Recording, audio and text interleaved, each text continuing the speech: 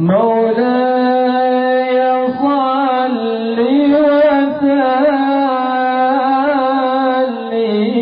دائما أبدا الله الله على نبيك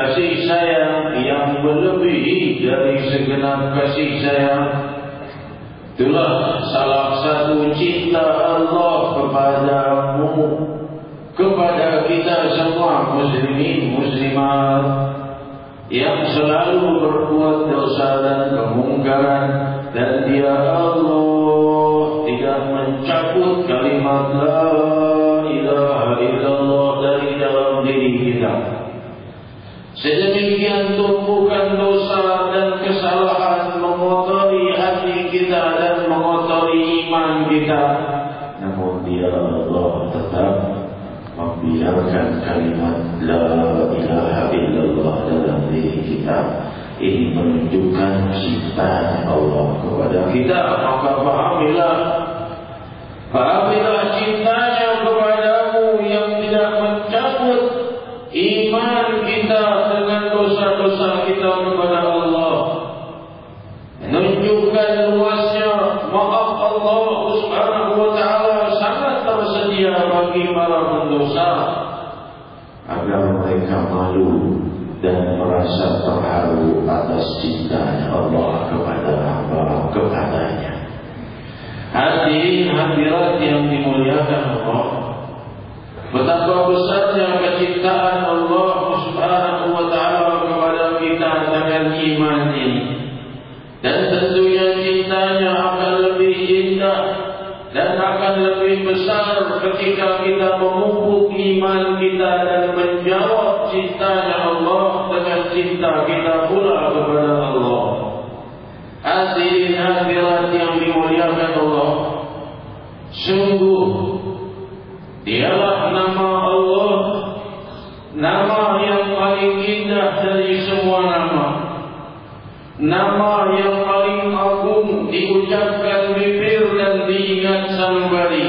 Allah, Allah, itulah nama yang maha berwibawa di langit dan bumi, yang berpadu dan bersatu seluruh nama-nama Allah Asmaul Husna di dalam kalimat Allah, yang mengandung seluruh makna nama-nama Allah dan seluruh sifat Allah Subhanahu wa taala.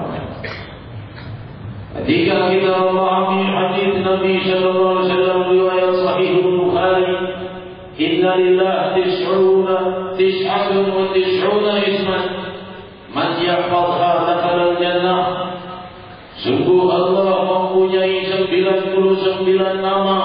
Barang siapa yang menghafalnya masuk surga, itu baru menghafalnya bagaimana menyebutnya dengan kerinduan dan memanggil-manggil dengan jiwa dan lidah.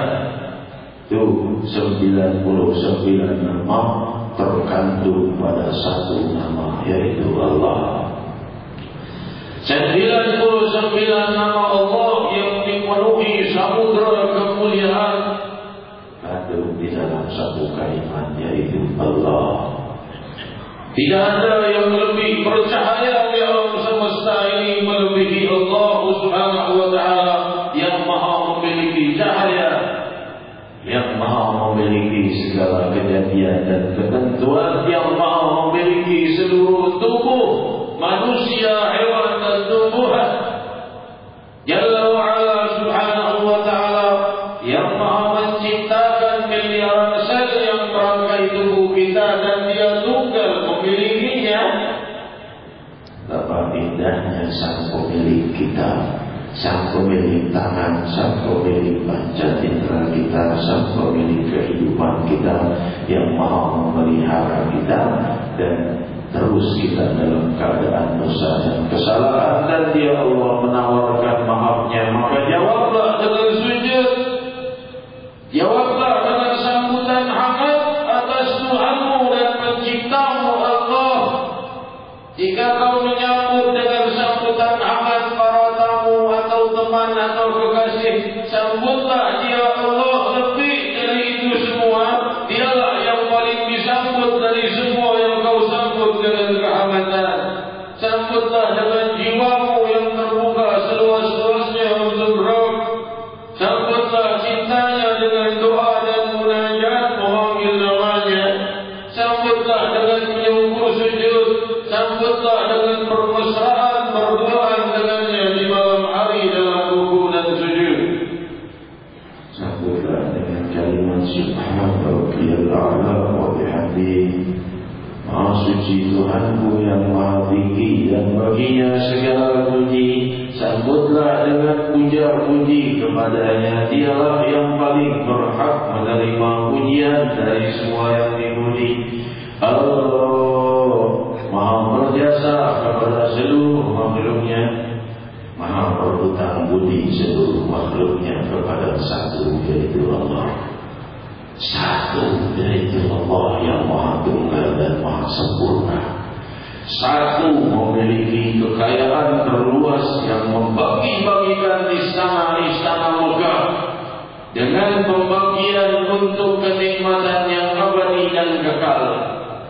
Hadirin hadirat, jika orang-orang telah melihat nanti betapa megahnya surga-surga Allah itu, betapa megahnya istana-istana surga dan betapa indahnya, mereka menyesal kalau mereka tahu seperti itu indahnya, bibirnya tidak akan berhenti menyebut nama Allah sepanjang hidupnya. Tidak akan rela bibirnya berhenti memanggil nama Allah jika mereka tahu betapa megah dan indahnya surga. Lebih-lebih lagi jika mereka tahu betapa agungnya kasih sayang Allah.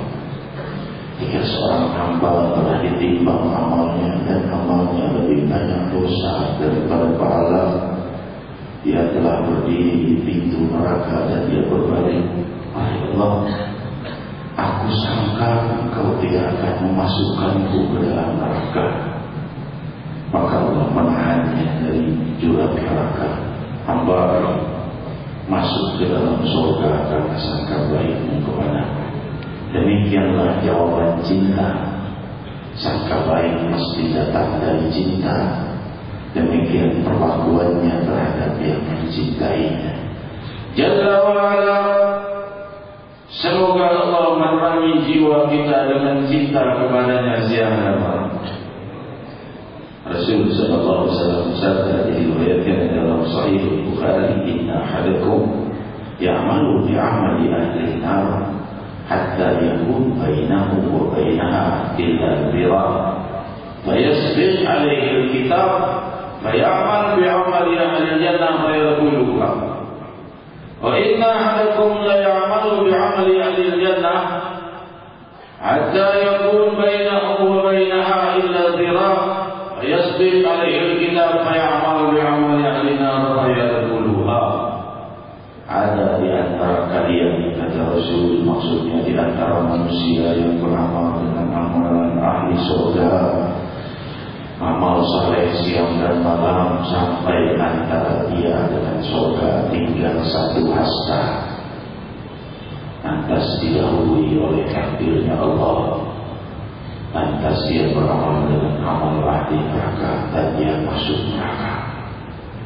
Ada di antara kalian yang beramal dengan amalan ahli neraka, sampai antara dia dengan neraka satu hasta saja, didahului dia oleh keputusan Allah, maka dia beramal dengan amal ahli surga dan dia masuk ke dalam. Hadirin, hadis ini adalah salah satu takdir bagi orang-orang yang banyak beramal saleh dan raja bagi mereka yang banyak berbuat dosa. Kesimpulan ringkas dari hadis ini adalah orang yang banyak beramal jangan sombong dengan amalnya, orang yang banyak dosa jangan putus asa dari pengampunan Allah. Itu saja ringkasan dari makna hadis itu. Barangkali hadis ini sering didengar oleh hadirin hadirat dan bingung maknanya. Buat apa kalau begitu beramal saleh kalau toh takdirnya nanti masuk neraka?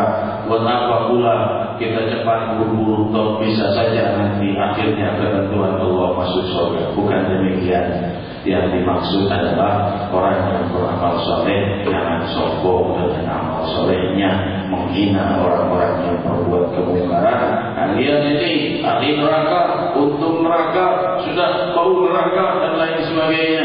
Jangan berbuat demikian. Dan orang-orang yang banyak dosa pun jangan putus asa dari rahmatnya Allah Subhanahu wa taala. Demikian makna dari hadis ini. Hadirin hadirat yang dimuliakan Allah, dan Allah Subhanahu wa taala telah menuntun kita pada kebahagiaan dengan tuntunan Nabi kita Muhammad sallallahu alaihi wasallam. Allah menyambut hangat semua ibadah-ibadah kita, tampaknya remeh dan kecil saja. Diriwayatkan dalam Sahih Bukhari, sabda Rasulullah sallallahu alaihi wasallam, "Inna Allah harrama 'alan nar an ta'kula min ibn Adam antara sujud." Allah mengharamkan api neraka membakar keturunan Adam pada anggota sujudnya. Itu anggota sujud tidak akan pernah disentuh api neraka. Sehebat apapun dosa-dosanya, selama dia tidak menyembah selain Allah, anggota sujudnya kebal dari api neraka. Kenapa? Anggota sujud dipakai sujud kepada Allah. Anggota tubuhnya itu 7 anggota sujud, dahi, 2 telapak tangan, kedua lutut dan kedua kaki. Allah haramkan pada api neraka untuk membakarnya. Subhanallah. Api neraka tidak berani menyentuh anggota sujud. Api neraka yang demikian dahsyatnya, yang dipanaskan oleh Allah selama 1000 tahun hingga menjadi putih, dan dipanaskan Allah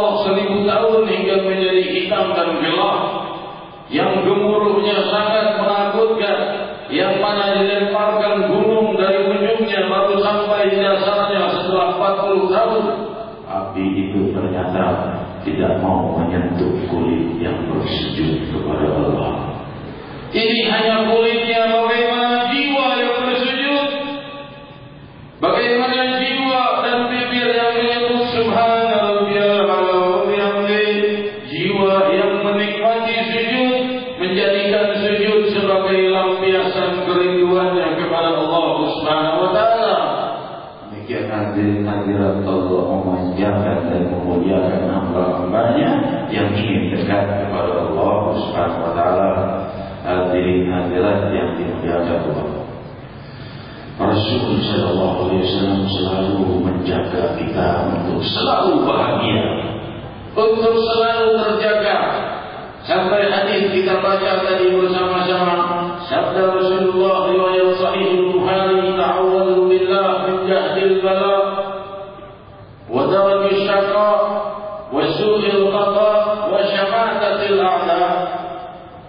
Al-Imam Ibn Hajar Al-Asqalani dalam kitabnya Fathul Bari Syarah Sahih Bukhari mensyarahkan makna hadis ini.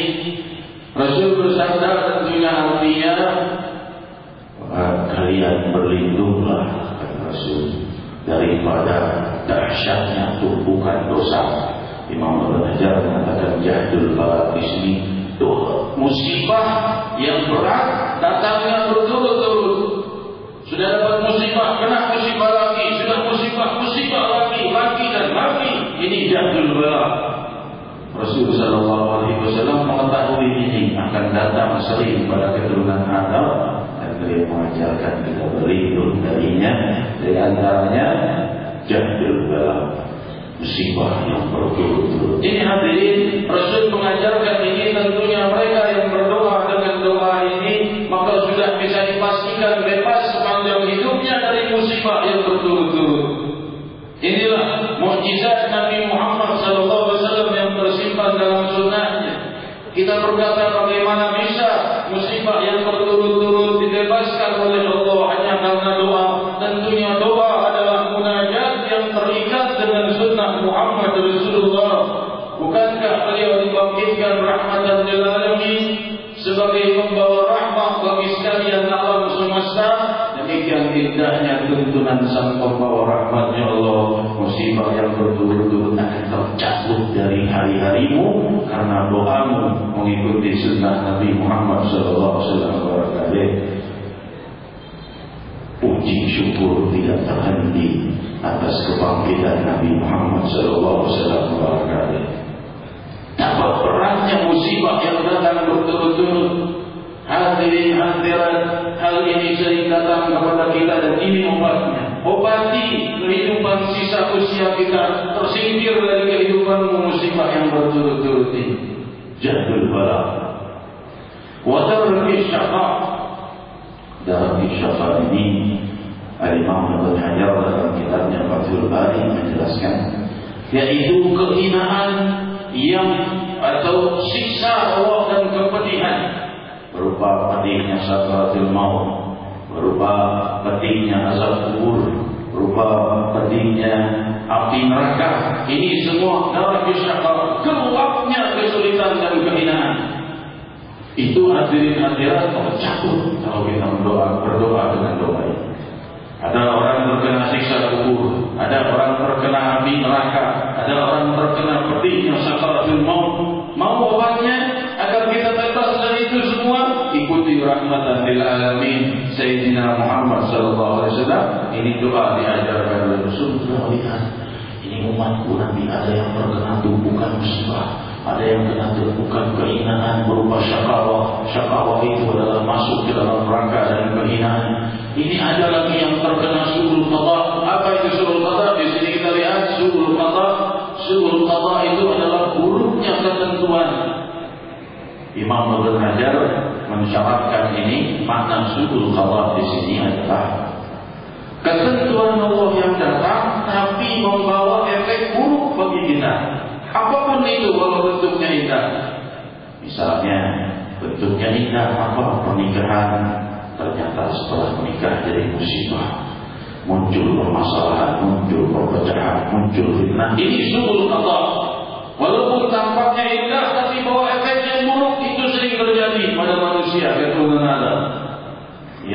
punya keturunan gembira, tetapi naudzubillah keturunannya misalnya cacat atau kurang sempurna, atau menjadi anak yang tidak baik, atau menjadi anak yang keluar dari Islam, murtad. Ini su'ul qada. Dan banyak lagi ketentuan-ketentuan hidup yang tampaknya baik tapi ternyata efeknya buruk di kemudian hari. Ini su'ul qada. Mau terhindar dari itu, ikuti doa Nabi Muhammad SAW. Beliau mengobatinya. Dan kita lepas dari ini semua. Wa syamadatul a'da, syamadatul a'da. Yaitu apa? Ejekan-ejekan musuh. Rasul SAW mengetahui bahwa umatnya nanti barangkali ada permusuhan. Tapi kalau seandainya musuh mengejek, itu bukan akan memadamkan api fitnah dan perpecahan, tapi akan menambah, membuat membara emosi satu sama lain karena ejekan musuhnya. Barangkali kalau musuhnya tidak mengejek, dalam beberapa menit dia sudah maafkan musuhnya setelah berselisih. Tapi karena dia dengar, baru mau minta maaf pada musuhnya, dia dengar dari temannya, musuhku itu mengejekmu di sana di sini, marah lagi, tambah panas lagi. Rasul berdoa agar itu padam ejekan-ejekan musuh. Apa? Syamadatul a'da. Rasul SAW pernah satu hari disakiti dengan satu ejekan yang membuat beliau sangat sedih. Ketika beliau SAW berhenti darinya turun wahyu, maka salah seorang musyrik di Makkah mengejeknya, berkata, mana wahyumu itu? Penyakit majnun, penyakit gilamu sudah sembuh, penyakit ayan sudah tidak lagi. Biasanya Rasul kalau turun ayat dan terlihat menggigil, mengucapkan kalam Allah. Tadi katakan kau sudah sembuh dari kemasukan jin dan sakit ayan. Kok tidak ada lagi itu yang namanya turun-turun ayat dan majnun murid. Sakit hati sama nanti ayat tidak turun dan diejek oleh musuh-musuhnya. Sakit hati beliau dan penuh kesedihan dan penuh tangis. Maka Jibril alaihissalatu wassalam di dalam turun membawa firman Allah menghibur beliau, duha wal laili idza saja ma wada'aka rabbuka wa ma qala wal akhiratu khairun laka min al-ula wa sawfa yu'tika rabbuka fatarda. Demi cahaya duha. Kenapa cahaya duha? Cahaya duha itu cahaya yang indah. Kalau cahaya matahari bisa membakar kulit dan panas. Kalau cahaya duha terang benderang, indah, tidak menyakitkan. Wadduha melambangkan cahaya keindahan dan kasih sayang Allah kepada Nabi Muhammad. Demi cahaya duha, wal-laili idza saja, demi malam ketika gelap gulita, melambangkan jiwa sang Nabi yang penuh kesedihan dan penuh kerisauan. Allah Allah tidak meninggalkanmu wahai Muhammad dan tidak murka padamu. Sallallahu alaihi wasallam alaihi wa alihi yang selalu dihibur oleh Allah ketika dalam kesedihan. Hadirin hadirat, demikianlah doa mulia ini. Cuma barangkali kalau kita mau mengamalkannya, ini kalimatnya ditambah di awalnya, bukan ta'awadu tapi Allahumma inni a'udzubika. Itu kalimat kalau kita mau menjadikannya doa, yang di sini perintah, bukan doanya yang disebut, tapi perintah. Berlindunglah kalian kepada Allah dari jahil bala, terbuka musibah, wadaraki syaqaq, dan dari gelapnya kehinaan, maksudnya siksa kubur, siksa sakaratul maut, dan siksa neraka, dan juga wasu'il qada, dan dari buruknya ketentuan yang membawa efek yang tidak baik di kemudian hari, wa syama'atil a'da, dan ejekan-ejekan musuh. Kita tanya, kenapa sebenarnya si Allah SWT ciptakan iblis untuk selalu menggoda kita? Kenapa Allah ciptakan syaitan untuk selalu menggoda? Nanti lihat, ketika seorang murid akan selesai dari belajar dengan gurunya, muridnya ini tanya oleh guru, kau sudah lulus sekarang, kalau kau pulang menggoda syaitan, apa yang kau perbuat? Aku tidak akan diam, wahai guru, aku akan lawan godaan. Kalau kau sudah lawan setan yang tidak berhenti menggodamu, apa yang kau berbuat? Aku akan terus berjuang untuk mengalahkannya. Guru yang berkata, kalau begitu sepanjang usia kau akan sibuk berperang dengan setan, melupakan kewajibanmu yang lain. Wahai guru, lalu apa yang harus berbuat? Guru yang berkata, jika kau masuk ke satu rumah ada banyak anjingnya, apa yang kau berbuat? Lawan anjingnya atau minta pada pemilik anjing untuk menyingkirkan anjingnya? Oh, tentunya minta pada pemilik anjingnya. Maka berkata gurunya, "Fasta'izu billahi minasyaitonir rajim." Maka jika kau menghadapi setan, minta perlindungan kepada Allah untuk menarik setan dan melindungi kita dari godaannya. Demikian hadirin hadirat, lalu kita tanya, kenapa Allah ciptakan syaitan? Agar kita kembali kepada Allah, agar kita selalu berdoa kepada Allah, agar kita selalu berharap kepada Allah. Maka diciptakan musibah, diciptakan syaitan, diciptakan godaan, diciptakan musibah, agar mereka berdoa, agar mereka berdoa, agar mereka berdoa, lalu mereka dilimpahi kebahagiaan dunia dan akhirat. Inilah tujuan kebangkitan Sayyidina Muhammad sallallahu alaihi wasallam mubarak alaih. Jadi kalau yang mau amalkan doa ini, ta'awudhu billahnya diganti dengan Allahumma inni a'udzubika. Nanti malam selesai akan datang, akan dibagikan doa ini. Amalkan. Kenapa? Agar tercabut dari usia kita, sisa usia kita ini tercabut darinya segala tumpukan musibah, tercabut darinya dari buruknya ketentuan yang membawa efek yang tidak baik sesudahnya, tercabut daripada siksa kubur, dari siksa neraka, dari siksa sakaratul maut. Ini telah diajarkan oleh Nabi sallallahu alaihi wasallam untuk terhindar darinya. Kau begitu mudah. Allah Subhanahu wa taala yuridu bikum al-yusra wa la yuridu bikum al-usra. Allah menghendaki kemudahan bagi kalian dan Allah tidak menghendaki kesulitan. Teruskan mendalami sunnah-sunnah sang Nabi, kau akan temukan kebahagiaan dunia dan akhirat. Rasul sallallahu alaihi wasallam bersabda, diriwayatkan dalam Sahih Bukhari, barang siapa yang membaca Subhanallah 33, Alhamdulillah 33, Allahu Akbar 33, diakhiri dengan La ilaha illallah wahdahu la syarika lah, lahul mulku wa lahul hamdu yuhyi wa yumiitu wa huwa ala kulli syai'in qadir. Setiap habis salat, tuqat khatayah walau mithla zabadil bahr, jatuh dosa-dosanya walau sebanyak buih di lautan. Berapa kau akan beli pengampunan dosa ini, terhapusnya dosa-dosa kita? Kalau kita punya langit dan bumi hadirin hadirat, tapi satu dosa tidak dimaafkan oleh Allah, kekal kita dalam api neraka, tidak berguna seluruh langit dan bumi beserta isinya kalau kita miliki. Satu dosa tidak dimaafkan Allah, pasti kita akan kekal di dalam neraka. Orang keluar dari neraka karena dimaafkan oleh Allah dosanya. Kalau Allah tidak maafkan, dia mati.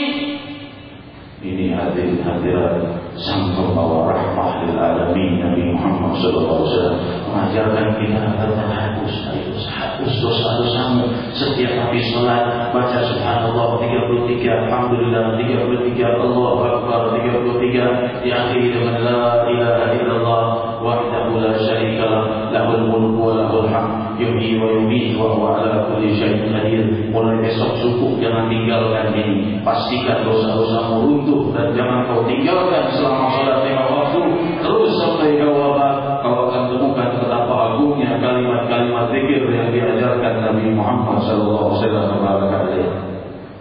Rasul sallallahu alaihi wasallam bersabda, barang siapa yang membaca Subhanallah wa bihamdihi 100 kali setiap harinya, maka Allah Subhanahu wa taala akan menghapus dosa-dosanya. Riwayat Sahih Bukhari.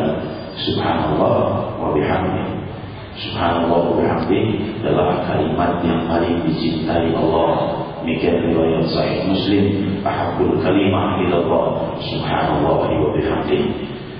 Subhanallah wa bihamdihi jika diamalkan akan menerangi jiwa kita, membuat hati kita sejuk dan tenang, dan akan terbuka banyak kemudahan dalam hari-hari ini. Coba mulai besok amalkan subhanallah bihamdi setiap pagi 100 kali, tidak sampai 5 menit. Subhanallah bihamdi 100 kali.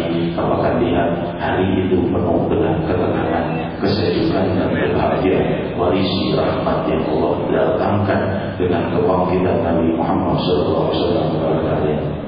Hadirin hadirat, dari salah satu doanya Rasul sallallahu alaihi wasallam juga, beliau setiap habis salat berdoa, Allahumma la mani'a lima a'tait wa la mu'ti lima mana'at wa la radda lima qadait wa la yanfa'u dzal jaddi minkal jadd. Riwayat Sahih Al-Bukhari. Rasul setiap habis salat membaca itu. Itu dibaca kalau kita salat berjamaah. Ahlus Sunnah wal Jamaah. Sebagian orang tidak mengerti, mengatakan tidak ada zikir habis salat. Subhanallah. Sunnah Muhammad sallallahu alaihi wasallam menanti pengampunan dan rahmat, menanti warisi kemuliaan ini. Inilah kebahagiaan dan anugerah yang sangat besar dan agung. Hadirin hadirat, pengampunan Allah dan doa kepada Allah Subhanahu wa taala itu berlaku dan didengar oleh Allah Subhanahu wa taala. Jangan putus asa kita dari berdoa kepada Allah. Kita berkata kita ini banyak dosa, apa yang akan didengar oleh Allah? Jangan putus asa. Bahkan iblis pun doanya didengar oleh Allah Subhanahu wa taala. Siapa orang yang paling dimurkai Allah? Iblis. Allah masih dengar rintihan iblis. Ketika iblis sudah dilaknat oleh Allah, iblis berdoa kepada Allah, Allahumma anzirni ila yaumi yub'atsun. Wahai Allah, tunda siksaku sampai hari kebangkitan. Sayangnya cuma minta penundaan. Coba kalau dia minta pengampunan, pasti diampuni oleh Allah. Namun iblis tidak minta pengampunan. Iblis mintanya penundaan. Allah jawab, "Fa'innaka minal mundzirin." Engkau termasuk orang yang ditunda siksanya. Coba kalau iblis bertobat, pasti Allah terima tobatnya. Namun iblis tidak bertobat karena sombongnya, hanya minta penundaan. Si sombong ini masih didengar doanya oleh Allah Subhanahu wa taala. Hadirin hadirat yang dimuliakan Allah, jangan putus asa dari mengajar. Diriwayatkan dalam Sahih Al-Bukhari, jika orang yang terakhir keluar dari api neraka. Siapa orang keluar terakhir dari api neraka? Pasti orang yang paling banyak dosanya. Tak telah berapa ribu tahun, berapa puluh ribu tahun dia mendekap di dalam api yang gelap ini. Dan dia keluar terakhir kali. Allah tidak memasukkannya ke surga. Allah hanya keluarkan saja dari neraka. Dia melihat neraka saja, tidak dibakar di dalam api. Dikeluarkan, Allah ampuni, tapi Allah tidak masukkan ke dalam surga. Dibiarkan saja, hanya melihat neraka. Maka hamba itu berkata, Rabbi, palingkan wajahku dari api neraka ini. Muhisat wajahku hangus. Hanya karena melihat api neraka, tidak masuk neraka, hanya melihat api neraka hangus saja. Palingkan wajahku. Maka Allah menjawab, hambaku, kau sudah keluar dari api neraka dan kau sekarang minta dipalingkan wajahmu dari neraka, padahal kau banyak dosa. Kalau kukabulkan permohonanmu ini, adakah kau meminta permohonan lain lagi? Hamba ini berkata, tidak, wahai Allah, aku berjanji. Allah Subhanahu wa taala menawarkan anugerah. Jangan batasi rahmatnya, jangan tanggung-tanggung berdoa.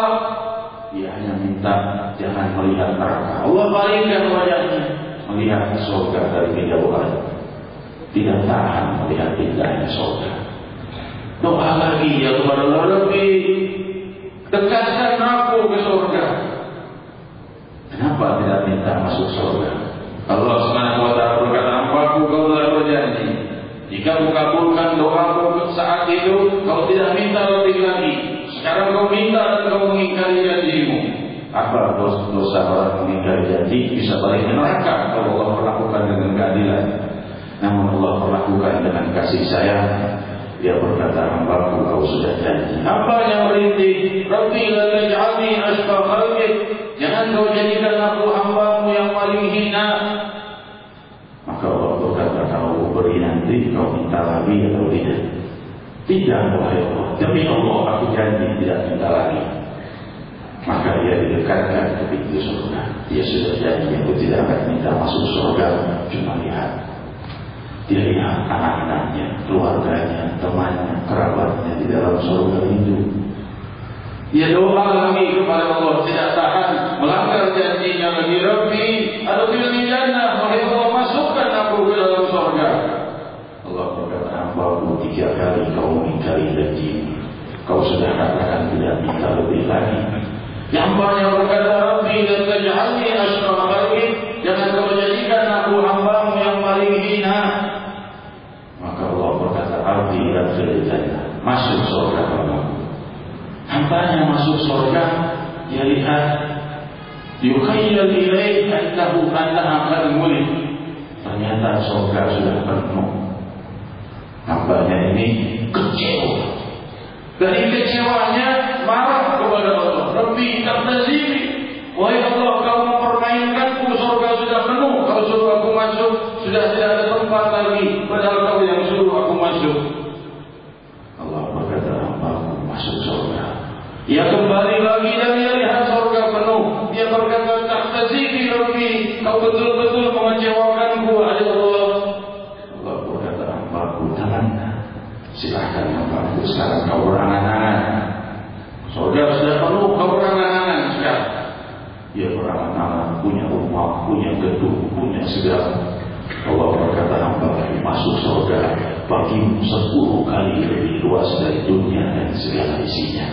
Dia pun masuk ke dalam surganya Allah. Rasul sallallahu alaihi wasallam ketika menceritakan ini, beliau tersenyum dan berkata, "Dzalika adna manzilah fil jannah." Itulah derajat yang paling rendah di surga Allah Subhanahu wa taala. Derajat 10 lebih luas dari dunia dan segala isinya. Ini anugerah yang menantimu, wahai muslimin. Ini anugerah yang ditawarkan oleh Allah padamu. Maka mintalah dan taatlah semampumu. Kita bermunajat kepada Allah Subhanahu wa taala. Semoga Allah Subhanahu wa taala mencurahkan kepada kita rahmatnya dunia dan akhirat. Semoga Allah mencabut dari kita seluruh musibah yang datang bertumpuk-tumpuk dalam usia kita. Ya Rahman ya Rahim, singkirkan dari kami jahdul bala, singkirkan dari kami darul syaqa, daripada gelapnya siksa kubur dan siksa neraka. Pastikan seluruh nama kami bebas dari siksa kubur dan siksa neraka. Pastikan seluruh nama kami yang hadir bebas dari tumpukan musibah dan Rabbi dari surul qada dan dari buruknya ketentuan yang membawa efek yang tidak baik. Pastikan kami semua bebas dari surul qada dan bebaskan kami dari caci maki musuh-musuh kami. Ya Rahman ya Rahim, kabul jami'an ya Allah ya Allah ya Allah ya Allah ya Allah ya Allah ya Allah ya Allah ya Allah ya Allah ya Allah ya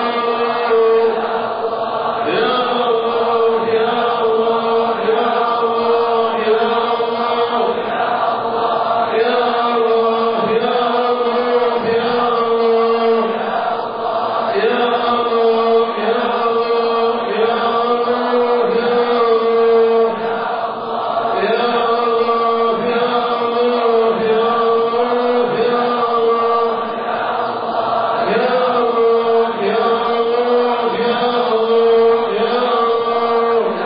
ya Allah ya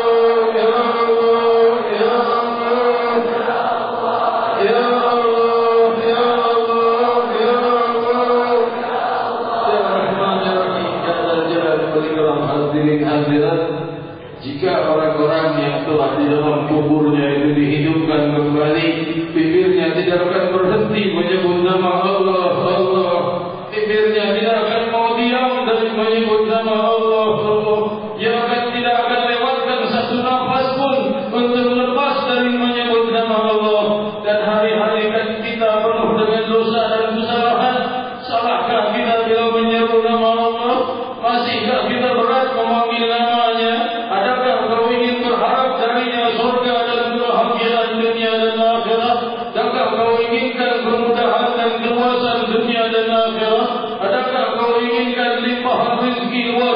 dan akhirat, maka kau inginkan kebahagiaan dan sakinah dunia dan akhirat. Serulah dia Allah, ya Allah, ya Allah, ya Allah, ya Allah, ya Allah, ya Allah, ya Allah, ya Allah, ya Allah, ya Allah, ya Allah, ya Allah.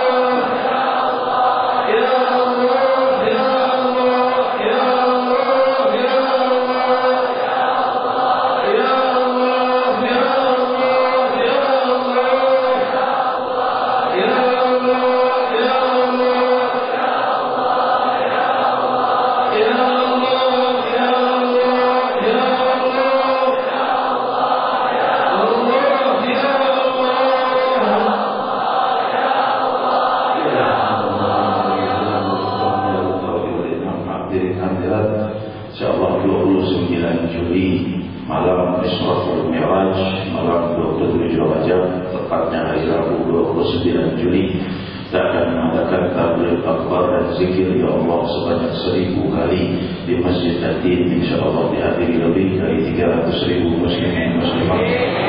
Kita sukses dengan Maulid 12 Rabiul Awal di Monas, dan alhamdulillah Allah kesuksesan dengan Maulid di Istiqlal beberapa hari yang lalu bersama Majlis Tazikra. Dan insyaallah ini kita akan kembali berkumpul dan kita tidak akan pernah bosan-bosan mengkebulkan lafaz Allah di bumi Jakarta ini. 300.000 muslimin muslimat menyebut nama Allah 1000 kali, berarti 300 juta kali nama Allah akan disebut, akan berlimpah ruah kebahagiaan dan rahmat bagi kita. Amin.